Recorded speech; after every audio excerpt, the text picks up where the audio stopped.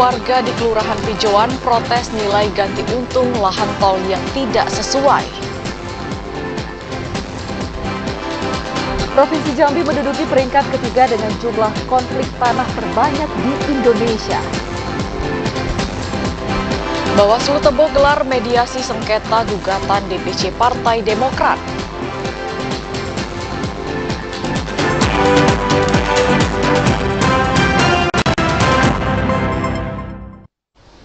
Assalamualaikum warahmatullahi wabarakatuh. Terima kasih Anda masih setia menyaksikan Jambi hari ini, edisi Minggu 27 Agustus 2023. Ya, selain 3 topik utama tadi, tim redaksi kami telah menyiapkan sejumlah informasi penting dan menarik lainnya untuk Anda. Bersama saya Omil Hayadi. Dan saya Septinita, inilah Jambi hari ini selengkapnya.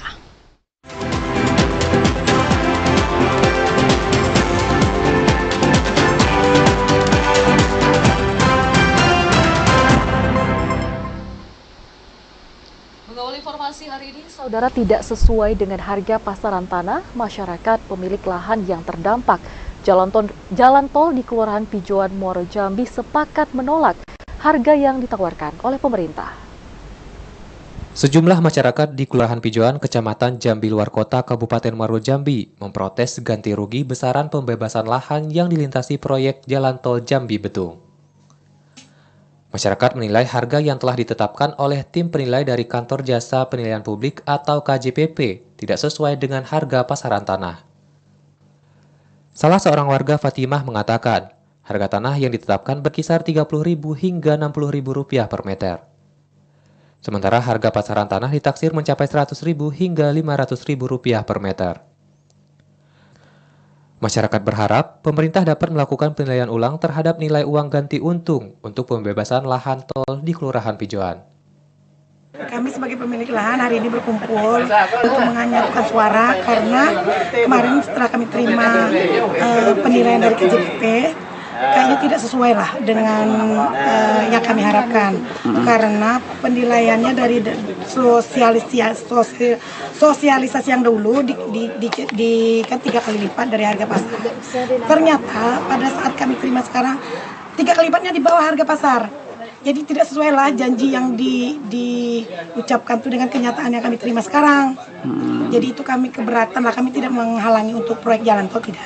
Kami tetap mendukung program pemerintah tetap, tapi tolong dihargailah kami sebagai warga yang pemilik lahan yang terkena jalan tol ini.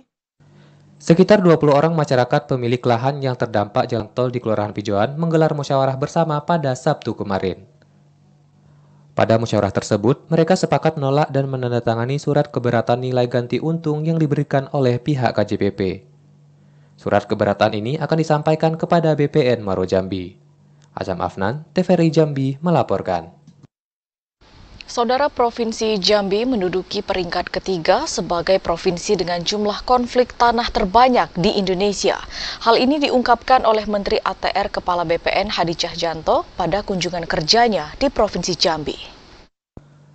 Pada kunjungan kerjanya Kamis lalu, Menteri Agraria dan Tata Ruang Badan Pertahanan Nasional atau ATR Kepala BPN Hadi Cahyanto mengatakan, Provinsi Jambi menempati peringkat ketiga dari seluruh provinsi yang ada di Indonesia terkait persoalan konflik agraria.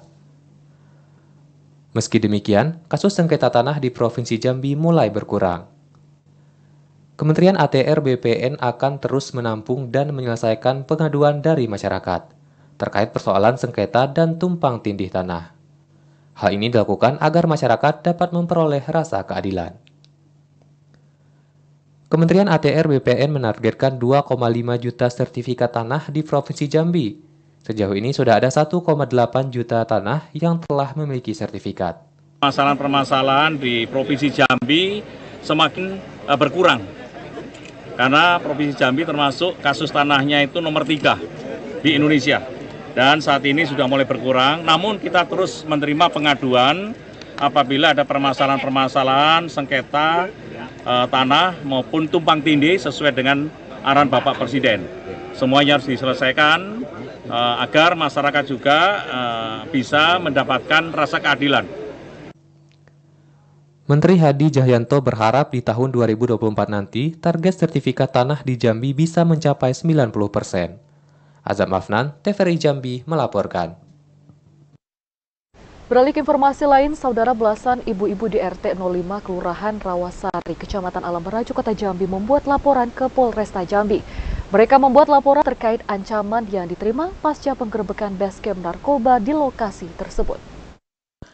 Pasca penggerebekan basecamp narkoba di kawasan ekslokalisasi Payosi Gadung RT 05 Kelurahan Rawasari, Kecamatan Alam Barajo, belasan emak-emak di kawasan tersebut membuat laporan secara resmi ke Sat Narkoba Polresta Jambi. Laporan itu dilakukan emak-emak terkait adanya pengancaman oleh sejumlah oknum masyarakat yang protes basecamp narkoba tersebut dibongkar. Warga Sigadung Wati mengatakan kedatangan ke Polresta Jambi untuk memberikan keterangan adanya pengancaman pasca pembongkaran basecamp narkoba. Pasca penggerebekan, emak-emak mendapatkan ancaman dari seseorang hingga melayangkan sejumlah kata-kata kasar. 15 orang. Ada 15 orang ada. Sekitar 15 orang. Ini dimintai keterangan semua ya? Iya. Jatuhnya kita melapor kan dimintai keterangan ini. Kembali saksi. Kita yang macam-mana ya laporkan dia. Melapor terkait tindakan itu, Bu. Kalau yang diintimidasi ada berapa, Bu? Dari kejadian itu. Warga yang ya, selain Ibu?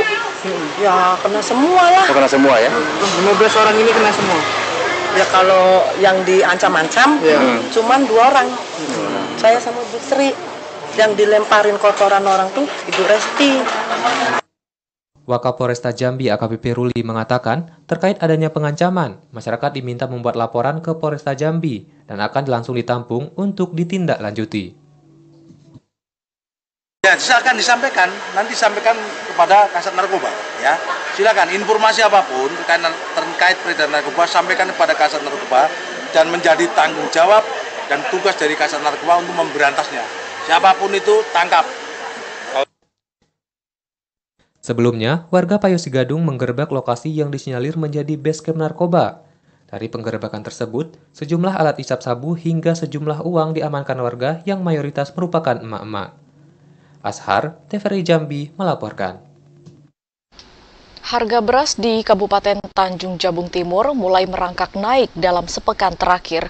Kenaikan harga terjadi secara bertahap yang dipicu faktor kelangkaan gabah kering akibat musim kemarau. Harga beras di Pasar Rakyat Kecamatan Muara Sabak Barat, Kabupaten Tanjung Jabung Timur merangkak naik, meski tak terlalu tinggi pada sepekan ini. Kenaikan di kisaran Rp1.000 hingga Rp2.000 per liter. Kenaikan terjadi secara bertahap sejak mulai musim kemarau. Pedagang beras di Pasar Rakyat Kecamatan Muara Sabak Barat, Zubaidah, mengatakan, harga beras saat ini bervariasi, mulai dari Rp10.000 per liter hingga Rp12.000 per liter tergantung jenis dan merek beras. Semula harga beras masih di bawah Rp10.000 per liter. Kenaikan harga beras disebabkan oleh berbagai faktor. Di antaranya adanya bantuan sosial atau bansos pemerintah dan belum masuk masa panen. Harga beras yang berfluktuasi membuat pedagang tidak mau menyimpan banyak persediaan di tokonya. Hal ini guna meminimalisir kerugian. Persediaan di gudang tempat pedagang membeli pun dikabarkan terbatas. Harga bisa 11.000. 11.000. Kalau sekarang, Bu? 12.000 ya?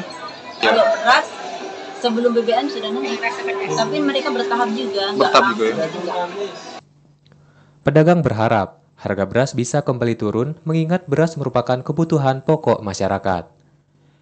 Klifa Fatria, TVRI Jambi melaporkan.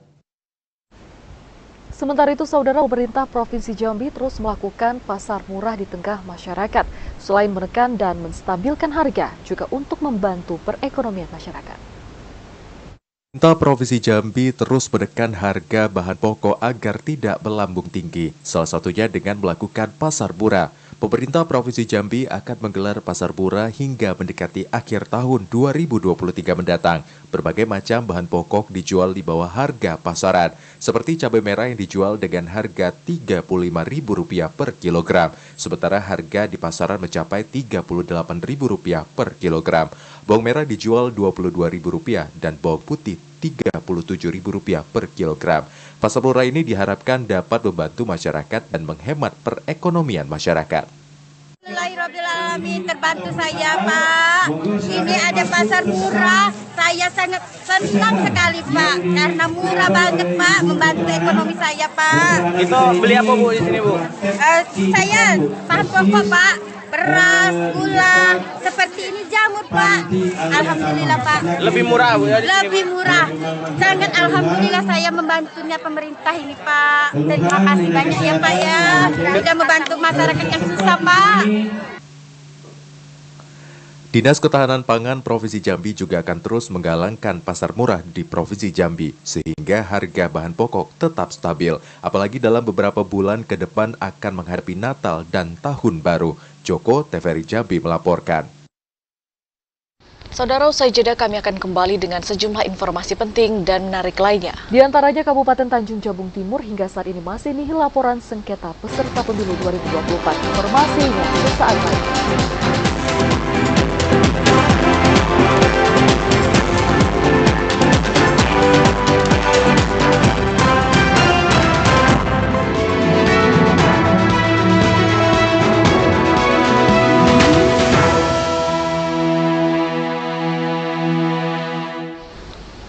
Anda kembali bergabung bersama kami dalam segmen menuju pemilu 2024. Mediasi gugatan antara DPC Partai Demokrat Tebo selaku pemohon terhadap KPU Kabupaten Tebo selaku termohon belum juga menemukan titik terang. Bawaslu Kabupaten Tebo melakukan proses mediasi penyelesaian perkara gugatan antara DPC Partai Demokrat Tebo selaku pemohon dengan KPU Kabupaten Tebo selaku termohon pada Jumat kemarin. Pada mediasi yang difasilitasi Bawaslu Tebo, tampaknya belum juga menemukan hasil. DPC Partai Demokrat selaku pemohon tetap meminta penggantian satu bacaleknya yang pindah ke Partai Golkar atas nama Slamet Djalil. Namun permintaan dari Partai Demokrat tidak bisa diakomodir dengan alasan tidak ada lagi tahapan. Ketua DPC Demokrat Tebo Harmain mengatakan, siap menempuh adjudikasi, bahkan pihak pemohon akan menghadirkan saksi dan membawa barang bukti. Selain itu, pemohon mengaku sudah ada pengganti Slamet Djalil jika gugatannya dikabulkan. Artinya saya belum menjawab itu, yang jelas kita ajukan untuk penggantian dari 7 kursi tetap menjadi 8 kursi. Ya, jadi kuota kita 8 tetap.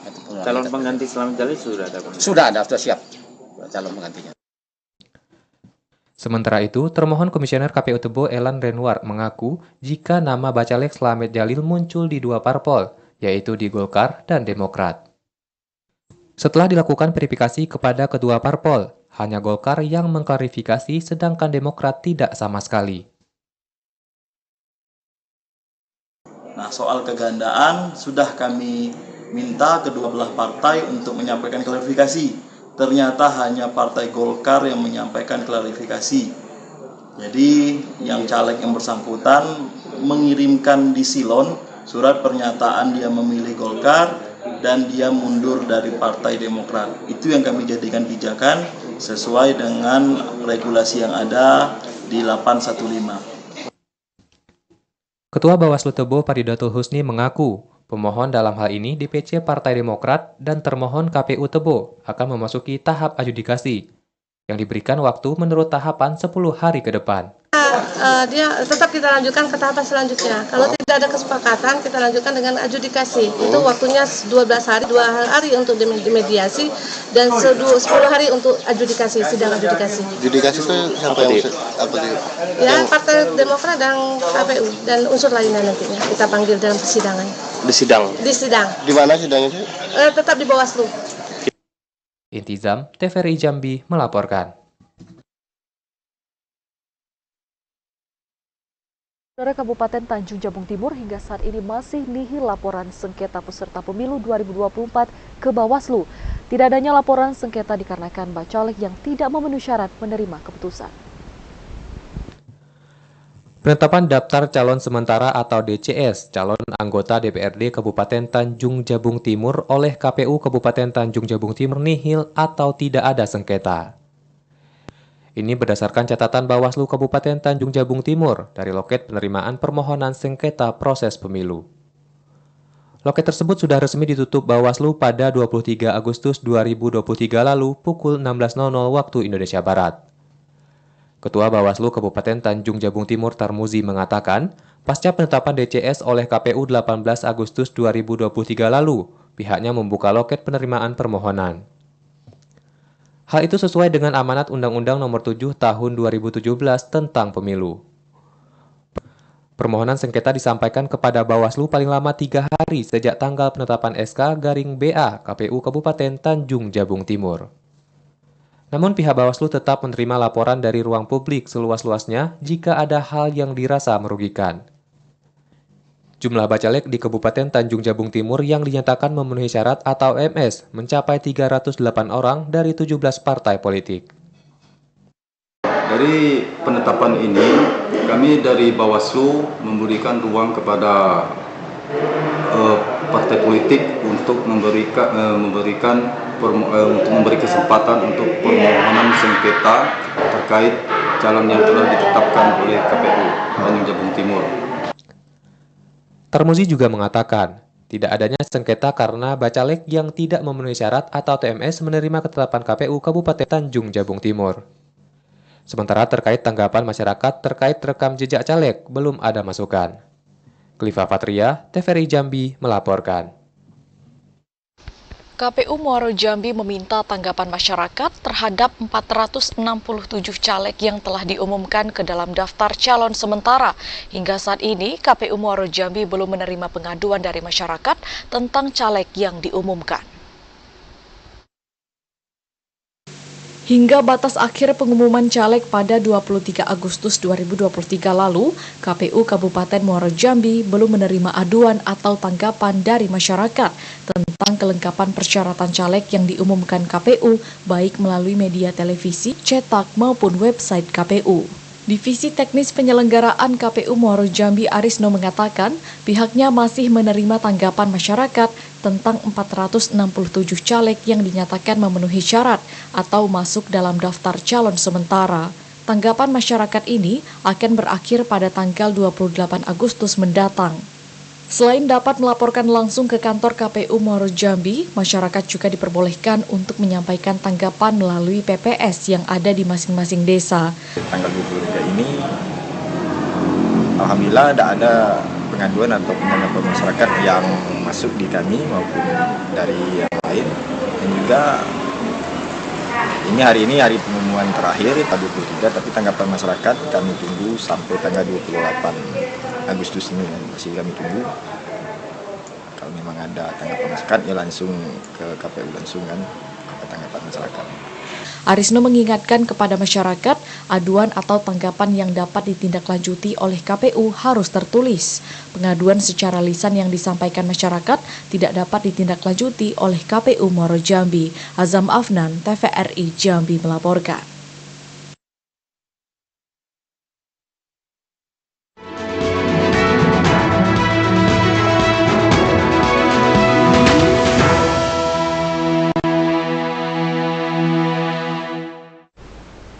Beralih ke informasi lain, saudara, realisasi target investasi di Kabupaten Batanghari pada tahun 2024 ditargetkan meningkat mencapai 1 triliun rupiah.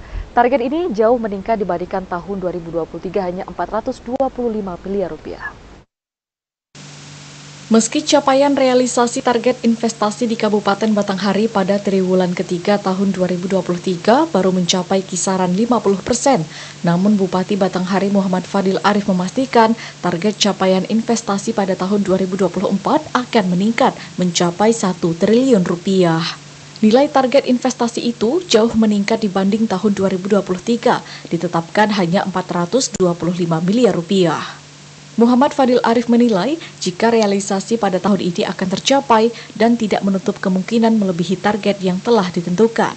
Target investasi harus selalu ditingkatkan setiap tahun anggaran, terlebih dalam beberapa tahun terakhir. Realisasi penanaman modal atau nilai investasi di Kabupaten Batanghari harus tercapai sekitar 200 hingga 500% lebih dari setiap total target yang ditetapkan. Investasinya tercapai target, jauh di atas target. Tahun ini insya Allah juga tercapai. Tahun depan harus bagus lagi. Karena tidak mungkin kita membangun daerah ini pakai APBD saja. Perlu kekuatan lain. Salah satu kekuatan ini investasi tadi. Salah 2, salah 3, salah 4-nya banyak lagi. Ya. Untuk target besarannya berapa nih Pak? 1 triliun tahun depannya. 1 triliun. 1 triliun yang tercatat. Nah, karena ada yang tidak tercatat. Nah, Misalnya bisnis manisan, kan tidak tercatat tuh, kan ada ngurus izin. Ya nggak? Apalagi bisnis mobil, motor ketek, kan tidak punya izin, tidak tercatat. Sektor tertinggi penyumbang investasi di Kabupaten Batanghari, yakni sektor perkebunan dan peternakan, pabrik, dan sektor pertambangan. Ade Juniawan, TVRI Jambi melaporkan.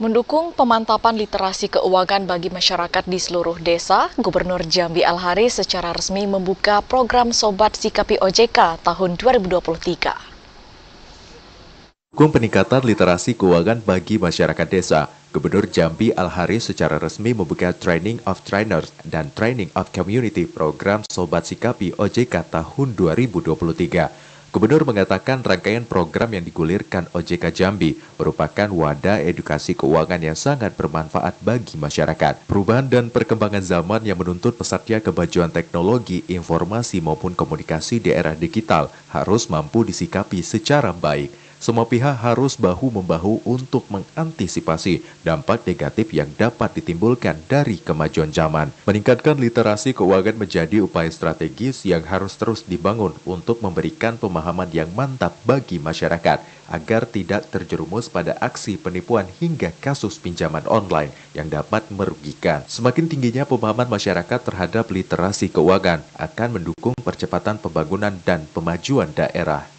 Sehingga kita juga menemukan ada ibu yang ditipu orang, yang malah ikut judi online dan sebagainya, pinjaman online yang makan bunganya lebih daripada itu. Maka itu memang dibikin untuk penipuan. Nah, oleh karena itu OJK hadir untuk menjadikan kepala desa sebagai trainers. Nanti mereka yang menjadi orang yang memberikan pelatihan pada masyarakat. Gubernur Jambi Al-Haris berharap program Sobat Sikapi OJK tahun 2023 yang menggandeng pihak daerah akan mendorong para kepala desa mampu menjadi sosok yang dapat menyebarluaskan pemahaman keuangan bagi masyarakat. Randy Arta, TVRI Jambi melaporkan. Sejenak kami akan kembali dengan sejumlah informasi penting dan menarik lainnya. Di antaranya Bupati Merangin dan Wakil Bupati resmikan ruang hemodialisa di RSUD Kolonel Abu Jadi Bangko sesaat lagi.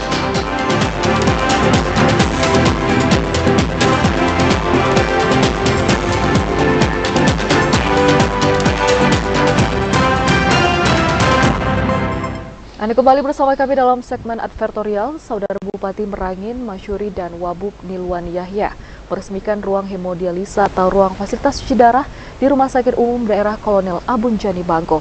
Keberadaan fasilitas ini akan memudahkan masyarakat mendapatkan pelayanan cuci darah tanpa harus keluar daerah. Peresmian ruang hemodialisa atau ruang fasilitas cuci darah di Rumah Sakit Umum Daerah RSUD Kolonel Abu Jadi Bangko ditandai dengan pengguntingan pita oleh Bupati Merangin Masyuri dan Wakil Bupati Nilwan Yahya.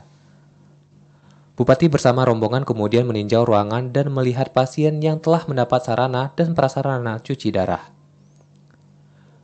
Bupati dan Wakil Bupati juga menyapa pasien terkait pelayanan yang didapat dan meminta petugas memberikan pelayanan terbaik kepada pasien. Selain memang karena tugas yang diemban, juga sebagai ladang ibadah karena membantu sesama. Bupati Masyuri mengapresiasi fasilitas ini karena pelayanan hemodialisa sudah lama didambakan, sehingga masyarakat tidak perlu keluar daerah untuk memperoleh layanan cuci darah. Itu kita tidak berhenti sampai di sini, Rumah Sakit Kolonel Abu Jadi ini, kita tetap akan meruskan pelayanan-pelayanan fasilitas-fasilitas yang lain seperti CT scan dan rekam jantung. Layanan rekam jantung ya, itu untuk pemasangan reng dan sebagainya itu akan kita organisasikan nanti. Direktur RSUD Kolonel Abu Jadi Bangko Irwan Kurniawan mengatakan ketersediaan alat sebanyak 4 unit. Namun demikian, pihaknya akan berupaya menambah alat untuk mengoptimalkan pelayanan kepada masyarakat. pelayanan ini untuk pemasaran masyarakat. Kalau sekarang kita masih ada 4 siang enggak? Iya. Kita tambah. Biarkan untuk situ. Jadi Pak, Pak buka kalau unit Pak. 4 unit. Akan ditambah lagi Pak. Akan ditambah. Bupati Masuri juga berpesan, alat cuci darah, ruangan beserta kelengkapannya dapat dijaga dengan baik, sehingga penggunaannya semakin lama serta semakin panjang untuk melayani masyarakat. Ramadan Cirbitakasa, TVRI Jambi melaporkan. Saudara, usai jeda kami akan kembali dengan sejumlah informasi penting dan menarik lainnya. Di antaranya Polres Muaro Jambi siap tindak tegas pelaku pencurian benda purbakala. Informasinya kami akan hadirkan sesaat lagi, tetaplah bersama kami.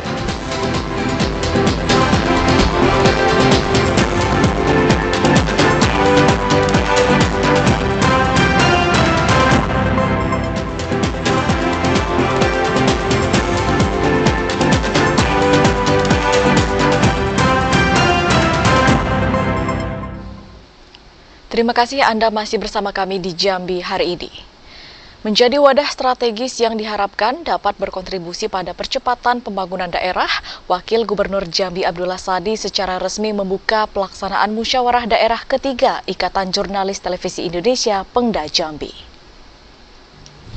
Wakil Gubernur Jambi Abdullah Sani secara resmi membuka pelaksanaan musyawarah daerah ketiga Ikatan Jurnalis Televisi Indonesia Pengurus Daerah Jambi. Wagub mengatakan, atas nama pemerintah menyambut baik dan mengapresiasi penyelenggaraan Musda ketiga IJTI Pengda Jambi. Musda ini menjadi wadah untuk melahirkan keputusan strategis bagi organisasi yang diharapkan dapat berkontribusi pada pembangunan daerah. Pemerintah sangat membutuhkan sinergi dan kolaborasi bersama seluruh pemangku kepentingan termasuk jurnalis dalam pembangunan daerah. Sebagai pilar pembangunan dan pilar demokrasi, jurnalis menjadi corong informasi aktual yang dibutuhkan masyarakat terkait capaian program pembangunan daerah. Wagub menekankan, pemerintah sangat membutuhkan partisipasi aktif dari IJTI untuk mendorong percepatan pembangunan dan memantapkan kualitas sumber daya manusia daerah. Mendekati penyelenggaraan pemilu serentak yang akan digelar pada 14 Februari 2024, Wagub mendorong agar IJTI mampu menjadi organisasi yang dapat mensosialisasikan dan mengawal penyelenggaraan pemilu agar berlangsung kondusif, jujur, dan adil. Sudah ketiga IJTI Ikatan Jurnalis Televisi Indonesia yang ketiga untuk Pengda Pengurus Daerah Jambi. Tentu apresiasi kami sampaikan ke pemerintah dari Jambi, di samping dengan doa dan harapan mudah-mudahan Musda ini akan berjalan lancar, aman, tertib sebagaimana yang kita bersama. Intinya adalah bagaimana mudah-mudahan tidak mengecilkan pengurus yang lama, wallahi tidak. Tapi harapannya dengan namanya perubahan, mudah-mudahan doa ya muhawwilal ahwal, hawwil halana ila, kita berdoa mudah-mudahan berubahlah keadaan kita yang lebih baik. Kepala Bidang Organisasi IJTI Pusat Muhammad Jazuli berpesan, agar ketua terpilih pada Musda ketiga IJTI Pengda Jambi berhasil membawa organisasi menjadi lebih baik dengan membangun sinergi bersama berbagai pihak. Memasuki tahun politik, para pengurus IJTI juga harus mampu menjaga para anggota untuk tetap independen dan netral dalam memberikan informasi pada masyarakat. Tantangan ke depan yang harus dihadapi oleh Saudara Adrian, apalagi bulan-bulan ini, tahun ini dan tahun depan kita sudah memasuki tahun politik, hal-hal yang harus diwaspadai sama kawan-kawan IJTI baik di pusat maupun di daerah, tentu soal independensi, soal netralitas dari sisi pemberitaan.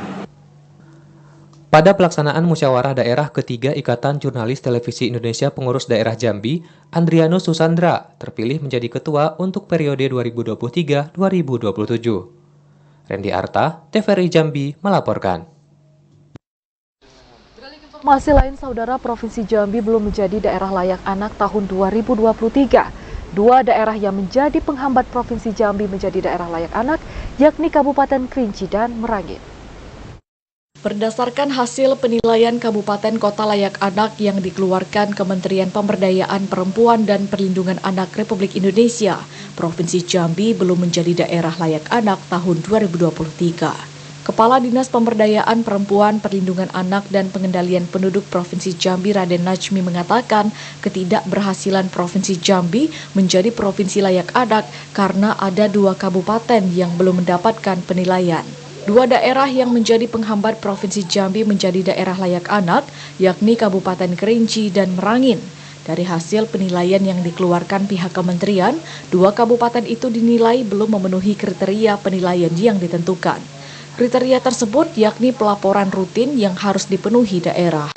Nah, yang belum dapat itu adalah Kabupaten Merangin dan Kabupaten Kerinci.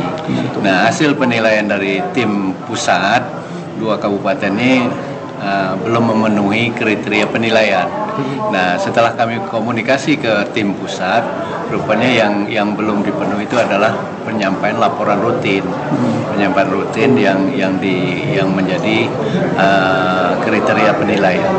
Pada tahun ini hanya ada 9 daerah di Provinsi Jambi yang mendapatkan penilaian kabupaten kota layak anak.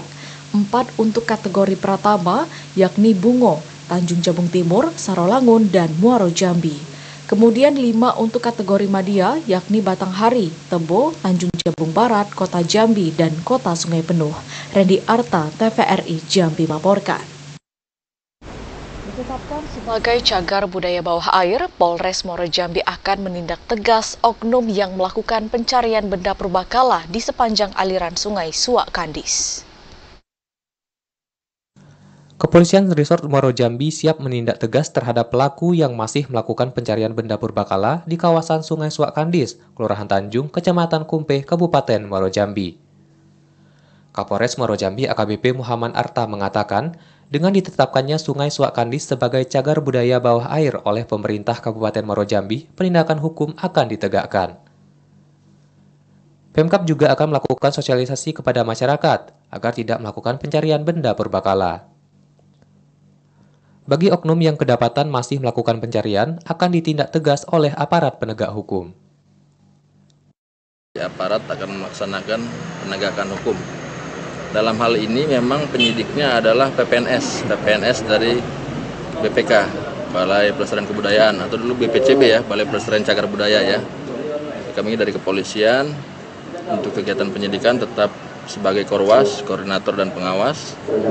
Nah, hanya untuk di kegiatan-kegiatan pencegahan, sosialisasi, ataupun nanti dari BPK mau melaksanakan razia akan kami dampingi. Pemkab Muaro Jambi telah merencanakan untuk pencanangan secara resmi penetapan cagar budaya bawah air di sepanjang Sungai Suak Kandis. Di kawasan cagar budaya tersebut nantinya akan didirikan pos keamanan untuk melakukan pemantauan dan memudahkan masyarakat yang akan melapor. Azam Afnan, TVRI Jambi melaporkan. Di tahun 2023, saudara pemerintah Kabupaten Tebo mendapatkan 395 kuota P3K. Jumlah tersebut berkurang dari pengajuan awal sebanyak 400 kuota.